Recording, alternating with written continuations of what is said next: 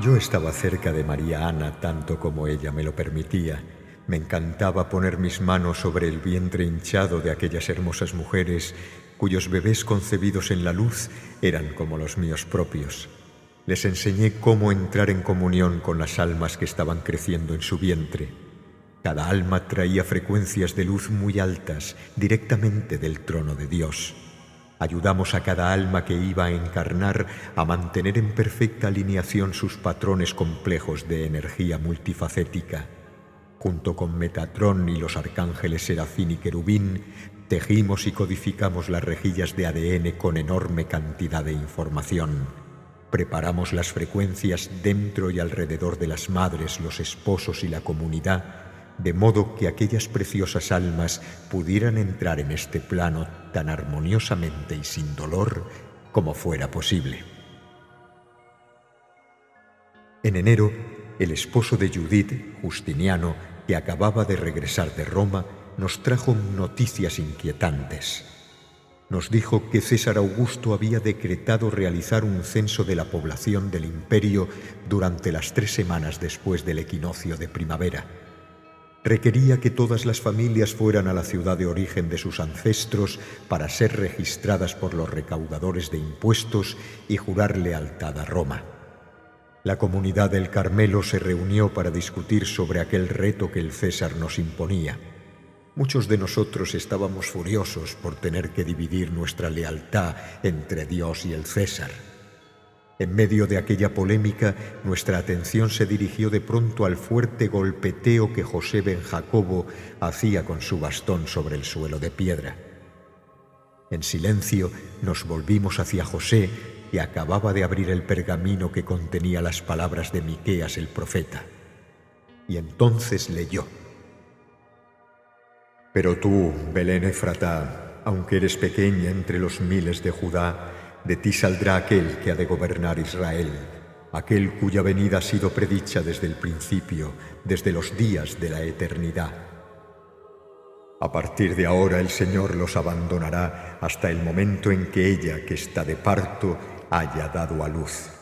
Luego el resto de sus hermanos volverá junto a los hijos de Israel, y él se alzará y cuidará de su congregación con la fuerza del Señor, con la majestad del nombre del Señor, su Dios. Y el pueblo se restablecerá, pues su dominio se extenderá hasta los confines de la tierra, y él mismo será la paz». Así leyó las palabras del profeta Miqueas, y todos empezamos a entender que el Creador estaba orquestando un propósito divino, usando a César como instrumento para cumplir la profecía. José sugirió que en lugar de desperdiciar nuestra energía discutiendo, todos los que pertenecían a la casa de David y cuyas familias procedían de Belén, se reunieran y agruparan sus recursos para que el necesario viaje pudiera hacerse de la manera más cómoda y segura posible. Teníamos que tener en cuenta además que había mujeres cuyos embarazos estaban llegando a su fin, como María Ana y Rebeca. Era penoso imaginar el largo camino que tenían que hacer con su vientre tan grande. Durante las semanas siguientes, José organizó los recursos de nuestra comunidad para conseguir vagones, suministros y hombres fuertes que asegurarían que el viaje transcurriera sin problemas. El frío del invierno había pasado y la primavera estaba en el aire. La Pascua llegaría pronto. La cosecha temprana de los cereales de invierno y la temporada de parto y esquila de las ovejas requería nuestra atención antes de poder iniciar el viaje. Además, teníamos que entregar una parte de nuestra cosecha a los recaudadores locales de impuestos. A fin de que nuestra comunidad se quedara siempre con un pequeño grupo de hombres clave, nos dividimos según las tribus de origen y nuestros destinos y espaciamos los tiempos de partida. Con suficientes miembros de la comunidad viajando en grupos, no tendríamos que preocuparnos por las bandas armadas de ladrones que robaban a los incautos en los caminos. En lugar de sentir lástima por nosotros mismos, elegimos sacar el mejor provecho de aquella circunstancia desfavorable. Preparamos un carro lleno de mantas y tirado por 2 bueyes robustos para María Ana y Rebeca. Una semana antes de nuestra partida tuvimos una maravillosa sorpresa cuando Rebeca dio a luz a una hermosa niña llamada Mariam. Los niños más pequeños y los ancianos viajaron en carros. Yo monté en una mula. Las otras mujeres montaron en burros, camellos o caminaron. La mayoría de los hombres y los niños iban a pie. Nos llevamos nuestros instrumentos musicales, alimentos, tiendas y forraje para los animales. Cantábamos mientras caminábamos, contábamos historias alrededor de las fogatas y nos turnábamos con las tareas necesarias en nuestra travesía que nos llevaba por las carreteras romanas pavimentadas con adoquines. Al pasar por las afueras de Jerusalén, el camino se hizo más ancho, pavimentado con piedras cortadas y colocadas por las guarniciones y esclavos romanos. Los acueductos y pozos profundos que encontrábamos en el camino suministraban abundante agua. Nos sentimos protegidos y bien cuidados hasta que llegamos a las estrechas calles de Belén, atestadas de una multitud tumultuosa de personas, animales y medios de transporte. Los soldados romanos estaban por todas partes. Sus espadas y lanzas se erigían hacia el cielo y sus látigos golpeaban las espaldas de los esclavos y transeúntes ingenuos que no conocían el protocolo adecuado. No había visto tanto ajetreo desde que dejé Alejandría. Más allá de Belén, cerca de Etam, donde había vivido hacía mucho tiempo, había un valle regado por un pequeño manantial. Aquella tierra pertenecía a un pariente lejano, el padre de la esposa de mi hijo Lucas, Abigail. Allí nos refugiamos, lejos del ruido del pueblo atestado. Establecimos nuestro campamento cerca del pozo que daba de beber a sus ovejas y ganado. Era bonito estar rodeados de nuestros amigos y familia cercana. Esperábamos a otros miembros de la familia que vendrían de Galilea, Judea y Samaria. Para levantar el ánimo, aprovechamos esta oportunidad para crear una maravillosa reunión familiar. La hermana de José ben Jacobo, Isabel, quien también era prima paterna de María Ana, había dado a luz a su hijo concebido en la luz 6 meses antes. Hacía 20 años que Isabel no concebía. Su vientre había estado estéril los últimos 8 años desde el cese de su sangrado mensual. Así que teníamos muchas ganas de dar la bienvenida a aquel milagro de niño. Según la indicación que su esposo Zacarías había recibido del arcángel Gabriel, su hijo se llamó Juan. Tenían también una hija mayor llamada Azira, que se había casado hacía poco y que esperaba a su primer hijo. Zacarías ofreció quedarse en el templo de Jerusalén, donde realizaba sus deberes sacerdotales, para que María Ana y yo pudiéramos quedarnos con Isabel en su pequeña residencia a las afueras de Belén. Rebeca permaneció en el campamento con Simeón y su bebé mientras transcurría su tiempo de purificación, el tiempo de sangrado después del parto, según era llamado por el patriarcado. José iba y venía del campamento todos los días. Cuando llegó el primer día de empadronamiento para la gente de Galilea, fuimos ante los censistas y recaudadores de impuestos de Belén. Fue una experiencia terrible, por más que traté de mirarlo con filosofía. Cuando por fin terminamos, al atardecer, comenzaron las contracciones de parto de María Ana. José la sentó en el burro fiel de Isabel y nos apresuramos a llevarla a una pequeña habitación de la casa de Isabel, situada encima de un establo que daba a corrales cercados y cuevas en la ladera que se utilizaban para guardar animales y como almacén. A esta habitación se accedía a través de un pasillo que daba a un patio interior, compartido por 3 viviendas conectadas que pertenecían al hermano de Zacarías, Cenós. José subió en brazos a María Ana por las escaleras estrechas y empedradas y la acostó sobre el camastro especial que habíamos preparado para el parto. José ya había enviado un mensajero para traer a Lucas, quien actuaría como médico de cabecera en caso de que hubiera alguna complicación. Subiendo por las escaleras, detrás de José y María Ana, iba Isabel, que llevaba a Juan sobre su cadera y un montón de sábanas de algodón egipcio en el otro brazo. Yo llevaba vasijas de agua. El pequeño cuerpo de María Ana temblaba y jadeaba. Sus contracciones se aceleraron y se hicieron cada vez más intensas al acercarse la medianoche. Le recordábamos continuamente que respirara mientras empujaba y que se relajara en los dolores de parto.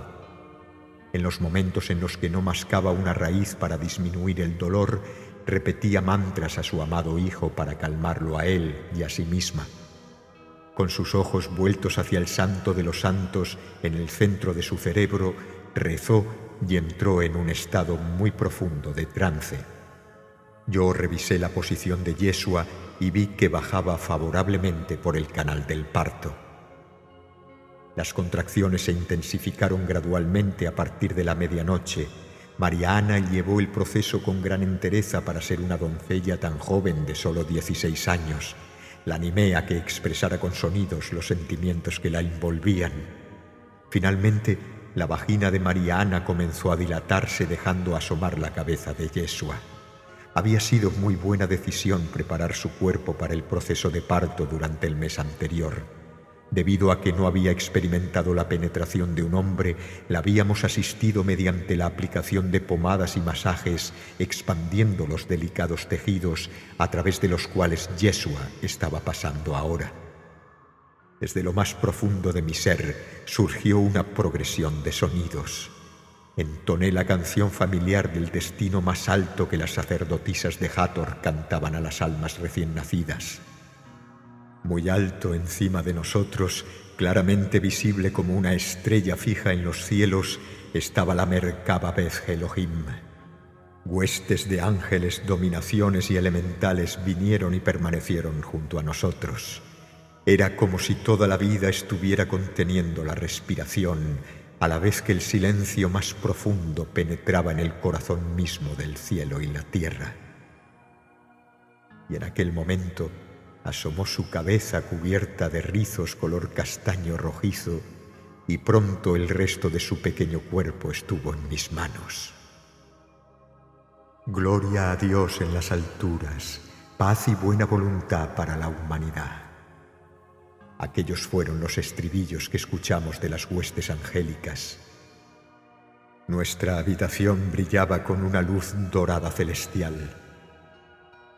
He aquí a mi Hijo, en quien yo he venido a reunir mi rebaño. En él me complazco.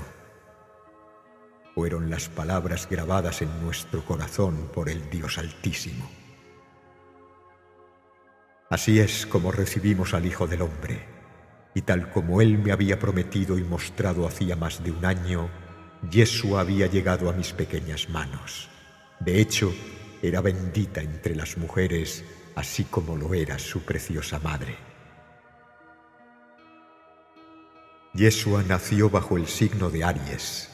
Su nacimiento se produjo alrededor de 1 hora después de la medianoche en el 21º día de Nisán, según el calendario judío, que corresponde a principios de abril del año 4 a.C., de acuerdo con tu calendario gregoriano. José había permanecido con nosotros durante todo el parto. A veces caminaba de un lado a otro, intentando no interferir con el trabajo de partería en el que las mujeres mayores estábamos absorbidas. Se añadía al dilema incómodo de José su timidez, pues a pesar de que era el esposo de María Anna, aún no había tenido relaciones sexuales con ella. Sin embargo, en el momento en que Yeshua comenzó a salir, José estuvo inmediatamente a mi lado. Varios días antes del parto, José había ido al establo de abajo y había encontrado una pequeña caja de madera para cribar el maíz que se utilizaba para alimentar a las ovejas y a las cabras. La habíamos lavado y forrado con vellón de oveja y la paja más fresca que se podía encontrar en aquella época del año, y sobre ello añadimos sábanas plegadas de suave algodón egipcio. Este humilde pesebre más tarde acogería al pequeño Yeshua para que María Ana pudiera descansar. Juan estaba en una cuna cerca del camastro de Isabel. Había permanecido completamente despierto durante todo el parto. A veces se ponía a llorar e Isabel le daba de mamar mientras lavaba y refrescaba la cara y las manos de María Anna. Cuando María Anna requería más atención, Juan era acostado en su cuna o puesto en los brazos nerviosos de José. Juan prefería estar en el meollo de las cosas, y así fue como observó el nacimiento de su primo, cuyo camino abriría y prepararía. Mientras Isabel atendía la expulsión de la placenta de María Anna, puse suavemente a Yeshua sobre el vientre de su madre con el cordón umbilical todavía unido. Después puse la placenta en aceites conservantes dentro de un recipiente especial para enterrarla después en una ceremonia. José se inclinaba sobre su hijo y su amada María, como él la llamaba. Esperamos en silencio hasta que el pulso de vida del cordón umbilical que conectaba a María con su bebé finalmente se agotó, y entonces cortamos y atamos el cordón umbilical y lavamos al bebé recién nacido. Allí estaba, había nacido a salvo. Alabamos al Dios Padre Madre con todo nuestro corazón, mente y alma, y oramos para tener la fuerza y la sabiduría necesarias para proteger y preparar a Yeshua ben José para que pudiera lograr todo lo que había venido a hacer. Y también nos preguntamos por qué Lucas no había llegado todavía, pero estábamos muy agradecidos de que sus habilidades médicas no hubieran sido necesarias.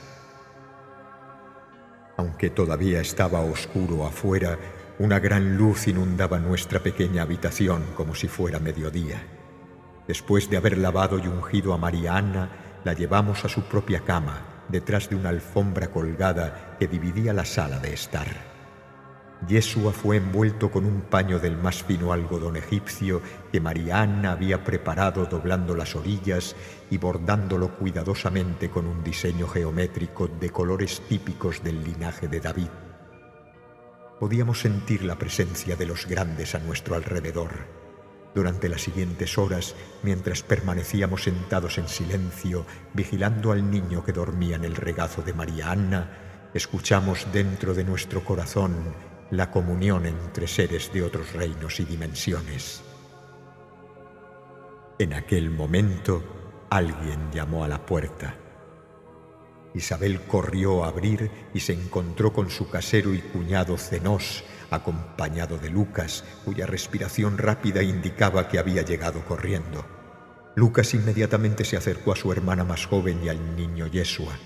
Después de lavarse las manos, cuidadosamente procedió a examinarlos y se alegró de que ambos estuvieran sanos y robustos.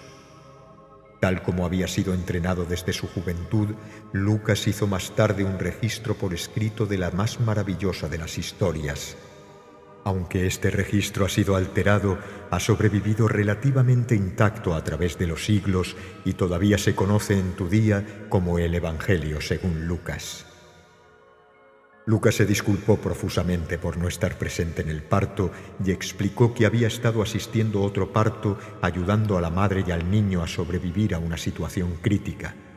Sonreí por dentro cuando me di cuenta de que tenían que ser mis manos y no las de Lucas las que recibieran a Yeshua ben José, justo como mi nieto había prometido. Poco tiempo después, Zenós volvió para anunciar que había un grupo de seguidores en la puerta de la calle de abajo. Algunos eran pastores que trabajaban para el suegro de Lucas. Le dijeron que una multitud de ángeles se les había aparecido mientras estaban cuidando de sus ovejas en la ladera. Otros decían que se habían despertado de un sueño muy lúcido en el que les decían que fueran a la casa de Isabel. Sabían que María Anna estaba a punto de dar a luz la última vez que la vieron. A todos les habían dicho que se levantaran y fueran a ver a un niño recién nacido llamado Emmanuel, príncipe de la paz, que era predilecto de Dios, al igual que lo era el hijo de Zacarías, Juan, que más tarde se llamaría Juan el Bautista. Cuando el sol empezó a salir, todos estos amados peregrinos fueron invitados a entrar en turnos. Subían las escaleras que había detrás de la casa principal de Zenós en parejas o tríos y se sentaban un momento en meditación junto al bebé dormido. De vez en cuando, Yeshua abría sus grandes ojos almendrados de color gris azulado y miraba a los miembros de la familia y amigos que fueron los primeros en darle la bienvenida. De mis hijos estaban allí Natán, Lucas y Rebeca, que vinieron con sus parejas. Rebeca trajo a su pequeña bebé, Mariam. Mis otros hijos y los de Joaquín estaban muy lejos. José de Arimatea, junto con su esposa María de Magdala y su hermana Marta, fueron registrados en el censo de Betania. En una sincronía fascinante, María Magdalena había nacido ese mismo día en Betania, el mismo número de horas después de la puesta del sol que Yeshua, antes del amanecer. Entre los trabajadores del suegro de Lucas había un niño de 12 años llamado Natanael ben Tolmi. Estaba con los pastores que vieron a los ángeles. En sus brazos llevaba un cordero huérfano recién nacido que traía como ofrenda para Yeshua. Cuando vio a Yeshua, cayó de rodillas, diciendo que en una visión que había tenido hacía varios meses había visto a aquel mismo niño y un ángel le había dicho que era el Mesías prometido. Sus lágrimas caían en la suave lana de su ofrenda en medio de sus balidos. Cuando levantó la vista, María Ana lo invitó a acercarse. Colocando una mano suave sobre la cabeza de Natanael, ella lo miró fijamente a los ojos y le dijo: «Tú, hijo mío, has sido favorecido por Dios. El que ahora está con nosotros te ha llamado para que dejes el mundo y seas su amigo y discípulo para siempre». Entonces le pidió a José que cogiera el cordero y ella puso al niño Yeshua en los brazos bronceados de Natanael. Me doy cuenta, mi querido amigo, de que mi historia se está volviendo cada vez más compleja. También me doy cuenta de que mucho de lo que estoy compartiendo contigo entra en conflicto con las historias generalmente aceptadas hoy por los cristianos. A pesar de que me arriesgo a crear confusión y conflicto en ti, mi intención es aportar claridad y amplitud de miras.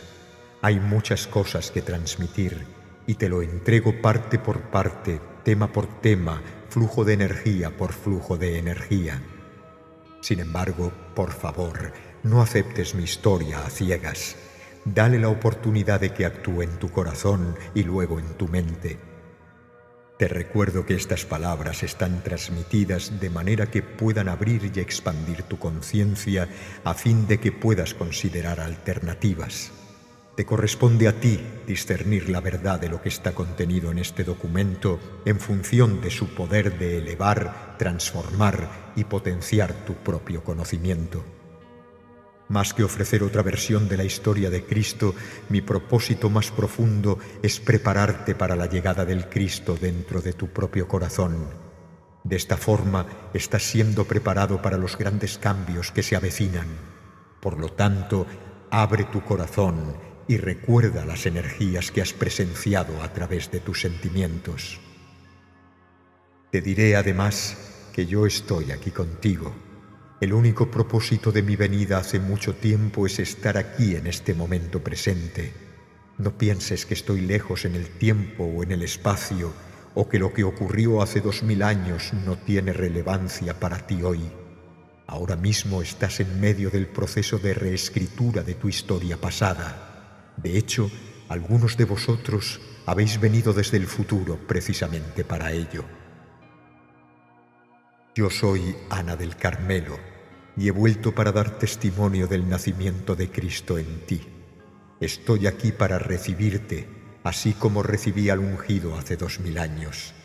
Te proporciono una cronología de hechos e historias de personajes conocidos que has estudiado. Sin embargo, es más importante la transmisión de frecuencias de transformación que las palabras a través de las que proceden. Si escuchas más allá de las palabras, es posible que recuerdes quién eres realmente y des un paso adelante para cumplir con tu misión, jugando tu parte en este gran drama de la ascensión planetaria que estamos co-creando juntos.